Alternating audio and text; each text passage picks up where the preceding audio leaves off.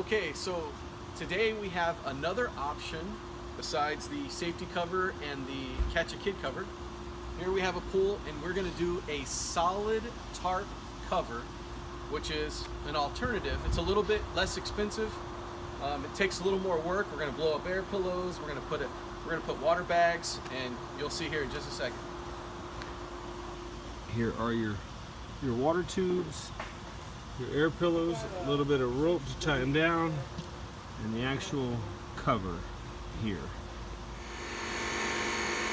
Okay, now what we've done is we've blown up this air pillow, and we're gonna use rope to secure it. It has a hole right here, one on this side,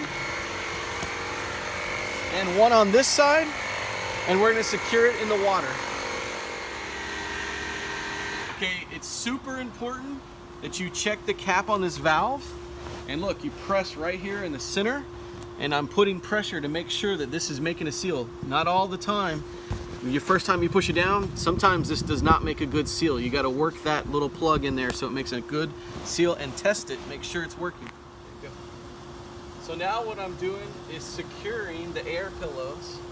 As you can see, it's important to use the tie downs, because now when the wind blows really hard, my air pillows are just going to move just a little bit. We've tried other ways, like trying to anchor them to the bottom of the pool. That didn't work out.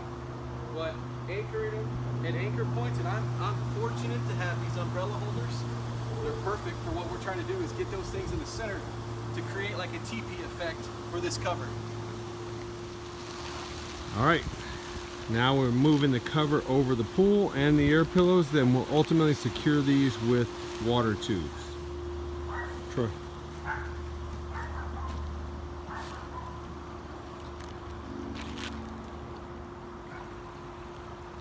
Now we're filling up the water tubes. But don't fill them too much because it's gonna freeze and they need a little bit of room to expand. Good call. Can you straighten that one out? Yep.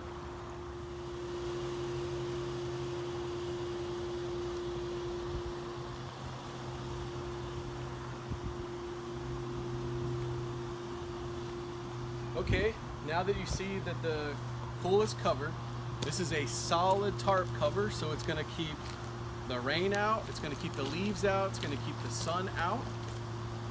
Pretty much it's kind of maintenance free as far as the water goes, but as you see, when it rains, water will collect, so you want to have a submersible pump to pump the water off of the cover, you know, probably after each rainstorm or every other rainstorm. You just don't want it to puddle very long because it'll start to get leaves in there, it'll start to get mucky and yucky. So try to pump it off right after each rainstorm. But otherwise, what's underneath the cover is going to stay good because there's no sunlight, no rain, nothing for it to grow algae or anything. So this is going to be set and ready for next spring when we're ready to take the cover off. Also, on a side note, the pump needs to run a couple of hours a day. You can add chemicals through the skimmer. We left the skimmer open so that you can add some chemicals and you can test the water. And when it freezes, you need to make sure that the pump runs 24/7 during a freeze. So if you have a freeze protector, you want to check to make sure that thing's working, or you just need to know to run it in the evening time after, say, 11 o'clock at night all the way till probably 6 or 7 in the morning, so that you are running the pump during the freezing hours here in the Texas area.